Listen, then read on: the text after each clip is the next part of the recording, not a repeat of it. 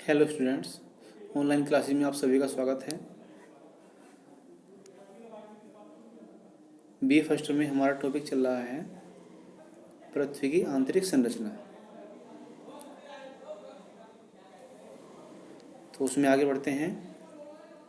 तो next point है हमारा इसमें रासायनिक संगठन के आधार पर पृथ्वी की आंतरिक संरचना। और ये किसके अनुसार है? ये एडवर्ड स्वेस के अनुसार है। तो एडवर्ड स्वेस कौन थे? एडवर्ड स्वेस एक जर्मन विद्वान थे। उन्होंने बताया कि भूगर्भ की आंतरिक संरचना में अनेक रासायनिक तत्वों का योग होता है। यानी कि जो भाई पृथ्वी की जो आंतरिक संरचना बनी हुई है, जिसमें विभिन्न तत्व पाए जाते हैं, वह विभिन्न रासायनिक तत्वों का एक योग है। इसमें कई हल्के और कई भारी पदार्थ पाए जाते हैं। यानी कि इसमें कुछ तो हल्के पदार्थ पाए जाते हैं और कुछ बहुत ही भारी पदार्थ पाए जाते हैं। उनके अनुसार भूपटल का ऊपरी भाग परतदार सैलों से बना हुआ है। क्या कह रहा है भाई? ये कि जो भूपटल का ऊपरी भाग है वह परतदार सैलों से बना हुआ है। सैलें कितनी प्रकार की? सैलें 3 प्रकार की होती हैं। प्राथमिक सैलें या चट्टानें, सेकंड नंबर पे परतदार सैलें और थर्ड नंबर पे आग्नेय सैलें। तो यहाँ परतदार सैलों की बात हो रही है कि जो भूपटल का ऊपरी भाग है वह किन चट्टानों से बना है, किन सैलों से बना है? परतदार सैलों से बना है, और जिसकी गहराई तथा घनत्व बहुत कम है। ये बता रहा है कि जो भूपटल बना है परतदार सैलों से बना है और वह जिसकी गहराई और घनत्व दोनों ही कम है। यह सिलिकेट की बनी होती है, जिसमें फेल्सपार तथा अभ्रक आदि खनिजों की अधिकता होती है। इस परत के नीचे भूगर्भ की संरचना में स्वेस ने तीन परतों की स्थिति मानी है। तो इसमें फर्स्ट है सियाल। देखिए, जो सियाल शब्द है ये 2 शब्दों के योग से बना है। ऊपरी परत के नीचे की प्रथम परत को स्वेस ने सियाल नाम से संबोधित किया है। यह परत महाद्वीपीय अवसादी सैलों के नीचे स्थित होती है। यह मुख्य रूप से सिलिका एवं एल्यूमिनियम से बनी है। अभी बताया था मैंने, वो सियाल जो है 2 शब्दों से मिलकर बनी है। दोनों शब्दों के पहले दो अक्षर लिए हैं तो वो बन गया सियाल। जैसे सिलिका का सी और एल्यूमिनियम का एल, तो इस पर क्या बन गया? सियाल बन गया। अर्थात CSI+Al है ना। इसका औसत घनत्व 2.9 है। यानी कि जो सियाल परत है उसका अगर एवरेज डेंसिटी देखी जाए कितनी है तो 2.9। इसकी औसत मोटाई 50 से 300 किलोमीटर है। यानी कि जो गहराई है सियाल कितनी है? 50 से 300 किलोमीटर है। और जबकि सीमा, नेक्स्ट पॉइंट है हमारा सीमा। सीमा भी 2 शब्दों से मिलकर बना है, सिलिका प्लस मैग्नीशियम। तो सियाल परत के नीचे, यानी सबसे ऊपर हमारा भूपटल है, उसके नीचे सियाल परत है और उसके नीचे सीमा परत है। तो सियाल परत के नीचे सीमा यानी कि सिलिका प्लस मैग्नीशियम परत पाई जाती है। इस परत में अक्षारीय पदार्थों या बेसाल्टी आग्नेय से बनी है। इस जो ये है परत है ये किससे बनी है? तो अक्षारीय पदार्थों से या बेसाल्टी आग्नेय से। तो इसमें लोहा, कैल्शियम तथा मैग्नीशियम और सिलिकेट अधिक पाए जाते हैं। सीमा का अधिक घनत्व, यानी कि सीमा का जो औसत घनत्व कितना है? 2.9, और पहले वाले कितना था? 2.7। सॉरी, इसका भी घनत्व 2.9 ही था, लेकिन इसका घनत्व जो है 2.9 से 4.7 तक है। इसकी औसत मोटाई 1000 से 2000 किलोमीटर तक पाई जाती है। नेक्स्ट पॉइंट हमारा निफे। यह परत निकिल यानी कि निकिल तथा आयरन फेरस से मिलकर बनी है।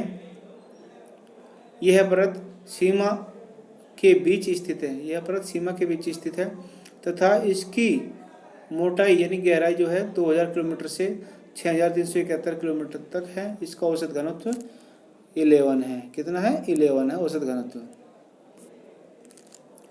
अब आगे बात करते हैं भूकंपीय तरंगों के आधार पर वर्गीकरण। किसका वर्गीकरण? पृथ्वी का, यानी कि भूकंपीय तरंगों के आधार पर पृथ्वी का वर्गीकरण। तो भूकंपीय तरंगें कौन कौन सी है? पहले तो यही है कि P S P G P P G कुछ गलत हो गया, हाँ भाई, पी एस पी जी और एस जी, पी स्टार तथा एस स्टार। भूकंपीय तरंगों के आधार पर पृथ्वी में 3 आंतरिक परतों का अनुमान लगाया जाता है। भाई जो ये इतनी लहरें बताई हैं, P S P G S G P star तथा एस स्टार, विभिन्न भूगोलविदों ने इनकी खोज की है और उनके आधार पर पृथ्वी में 3 प्रकार की परतों का अनुमान लगाया गया है। फर्स्ट पॉइंट है इसमें भूपर्पटी यानी क्रस्ट, सेकंड पॉइंट है मेंटल और थर्ड पॉइंट है क्रोड या कोर। तो इसमें फर्स्ट पॉइंट है भूपर्पटी। भाई जो अभी मैंने बताया थोड़ी देर पहले, जो पृथ्वी का सबसे ऊपरी भाग होता है जिस पर